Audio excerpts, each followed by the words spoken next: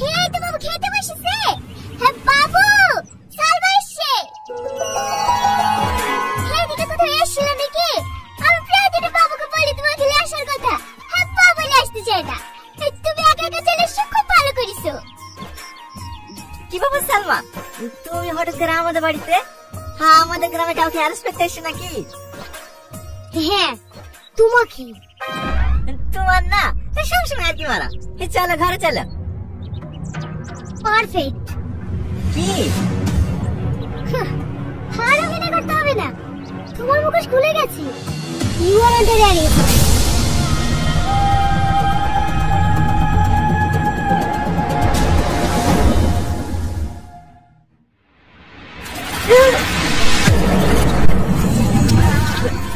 অভিনয় অভিনয় করিস আমার সামনে?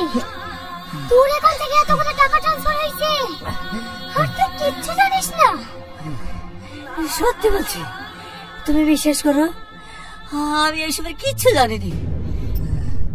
বিশ্বাস? আর তোকে? তোর এই ভোলা ভালা চেহারা দেখে আমিও ধোকা খেয়ে গেছিলাম। আমার একবারও মনে হয়নি তোর এই ভোলা ভালা চেহারার পিছনে একটা শয়তান লুকিয়ে আছে।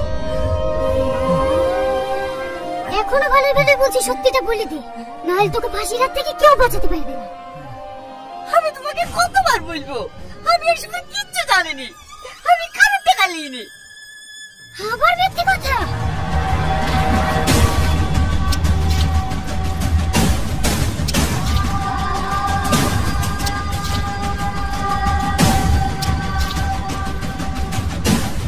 ম্যাডাম ম্যাডাম মরে যাবি তো।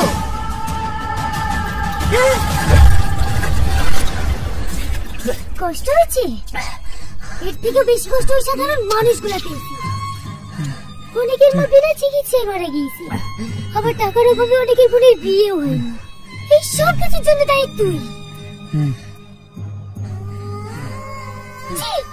এখন আমার নিজের প্রতি ঘৃণা হয়েছে। জীবনে প্রথম কাউকে ভালোবাসলাম, তো আবার একটা শয়তানকে।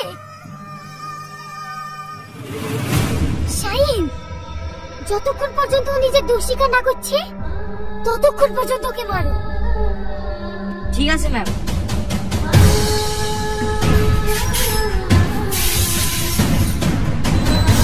রাহুল, সামাদ। হ্যাঁ স্যার, ওকে 3rd ডিগ্রি টর্চার করো।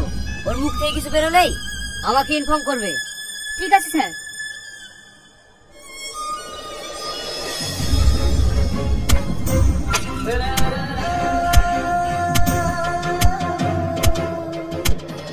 কি হলো মা? আমি পারবো না। কেন পারবি না? তোর ভাই বলে? ও তোর ভাই না, ও তোর ভাই হলে এরকম জঘন্য কাজ কখনো করতে পারতো না। মার ওকে। কি হলো মার?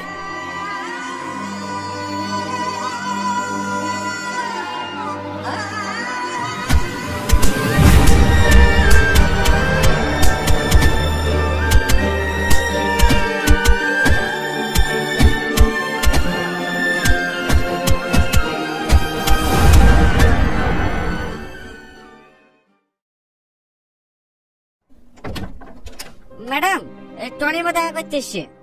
বলো এখন দেখা করা হবে না। খুব কান্নাকাটি করছে। ঠিক আছে, বেশিক্ষণ দেখা করতে দেবে না, জাস্ট 5 মিনিট। ঠিক আছে ম্যাডাম।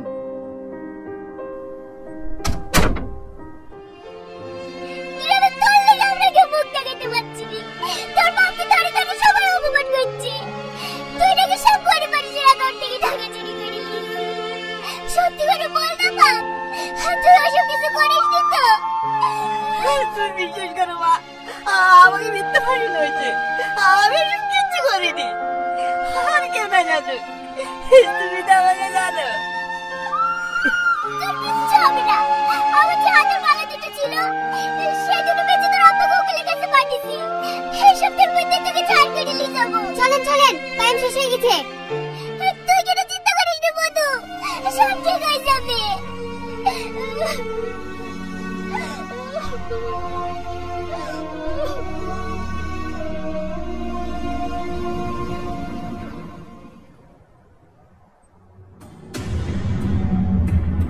হ্যালো স্যার, আপনাদের একজনকে ধরে ফেলেছে। না স্যার, কিন্তু ওকে যেভাবে টর্চার করছে ওরা সব ভুলেই ফেলবে। যত তাড়াতাড়ি সম্ভব আপনারা জায়গা চেঞ্জ করে ফেলেন।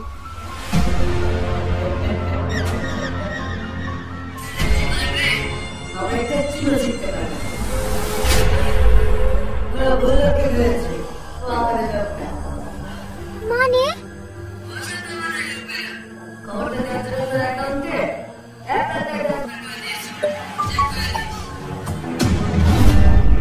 হ্যাঁ স্যার, এসেছে।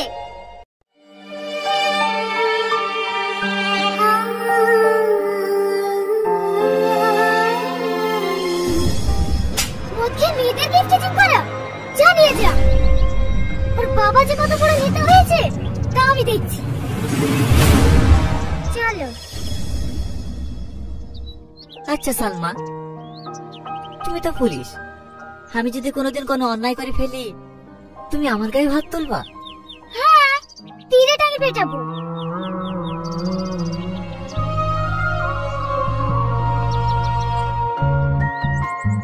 কি হলো, দাঁড়িয়ে গেলে যে? বাড়ি যাবে না? যাচ্ছি।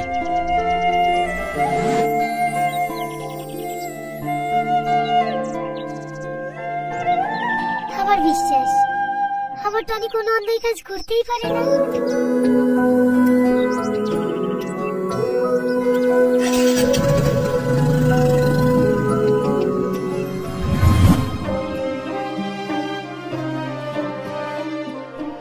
ম্যাডাম চলেন। কি ব্যাপার ম্যাডাম, আপনি কান্না করছেন? কই না তো, বল। ডিউটিতে যাবেন না? হ্যাঁ, তুই চল, আমি আসছি।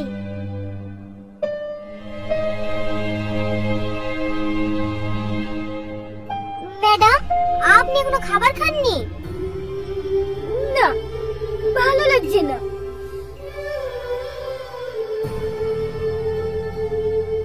আমি বুঝতে পারছি আপনার মনের অবস্থা। এখানে আপনার তো কোনো দোষ নাই, ওই তো আপনাকে ধোঁকা দিয়েছে। সাথী, আমার কথা ভুল হয়েছে না তো? আমার কেন জানি মনে হচ্ছে ও নির্দোষ। একটা সত্যি কথা বলবো ম্যাডাম? বল। আপনি আপনার ভালোবাসার চোখ দিয়ে দেখছেন তো, তাই এরকম মনে হচ্ছে। আমার তোকে প্রথম থেকেই সন্দেহ হয়েছিল। আপনি একবার ভেবে দেখুন তো, আপনার সাথে যেদিন ওর প্রথম দেখা হয় ওইভাবে কি কোনো ছেলে প্রপোজ করে? আর আপনি হলেন এই এলাকার ওসি, ও আপনাকে চিনবে না? ও আপনাকে খুব ভালো করেই চেনে, আর চেনে বলি আপনার সাথে ভালোবাসার অভিনয় করে আপনাকে হাতে রাখার চেষ্টা করেছিল, যাতে ওর অবৈধ কাজগুলো সুন্দরভাবে চালিয়ে যেতে পারে। তুই ঠিক বলেছিস, আমি ওর ভালোবাসার অন্ধ গেছিলাম, তাই ওর মুখোশের আড়ালে লুকিয়ে থাকা শয়তানটাকে দেখতে পাইনি। ড্রাইভারকে গাড়ি বের করতে বল। ও এতদিন শুধু সালমাকে দেখেছি, এবার একজন পুলিশ অফিসারকে দেখি।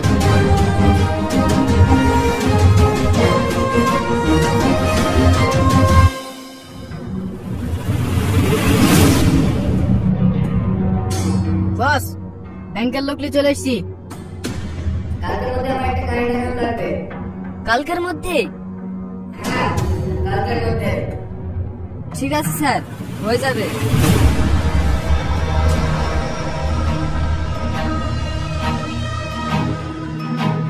চল।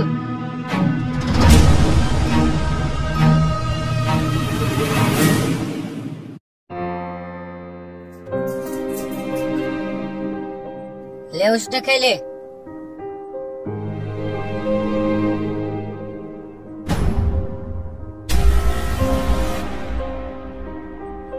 লেউসটা খেলে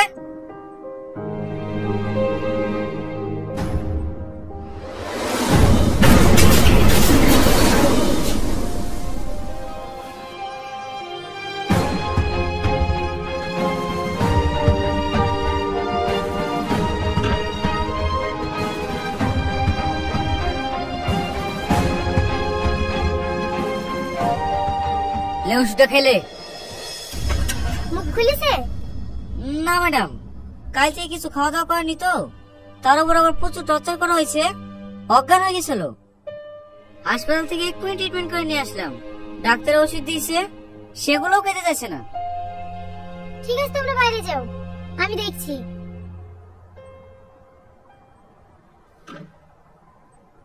তুই কি ভাবছিস এসব নাটক করলে তুই ছাড় পেয়ে যাবি?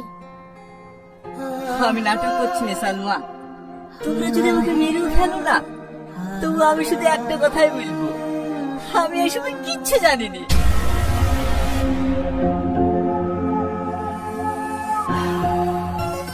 দেখো, আমি তোমাকে একদিনের জন্য হলেও ভালোবেসেছি।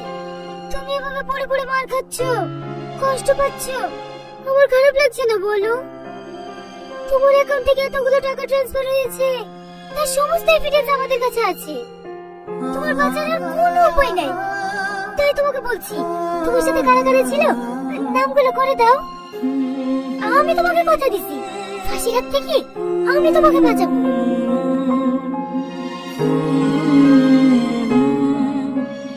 আচ্ছা সালমা, আমি যদি শব্দ স্বীকার করিলি তুমি খুশি হবা? হ্যাঁ, তোমার সাথে কারা কারা ছিল বলো? কেউ ছিল না, সমস্ত কাজ আমি একাই করতাম। এবার তুমি খুশি তো? নাটক করছে, নাটক।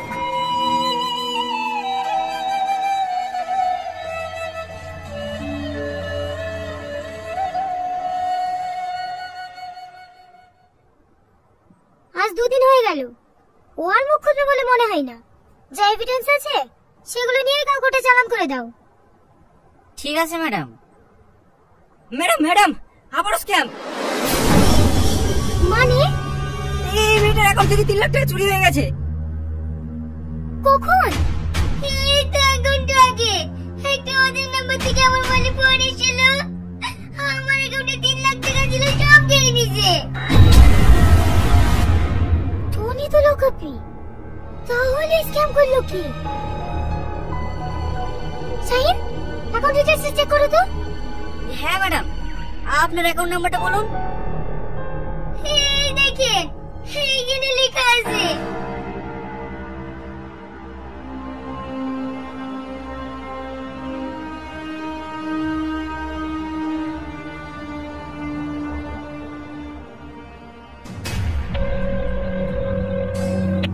হ্যালো, আপনাকে একটা অ্যাকাউন্ট নাম্বার পাঠালাম।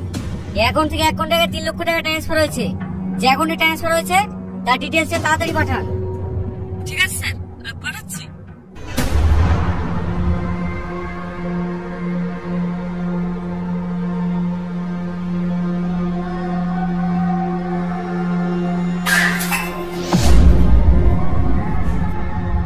Madam, Tony. কি হয়েছে টনি? ও হসপিটাল থেকে যে ওষুধগুলো দিয়েছিল সব একসাথে খেয়ে ফেলেছে। ও মনে আর বাঁচবে না।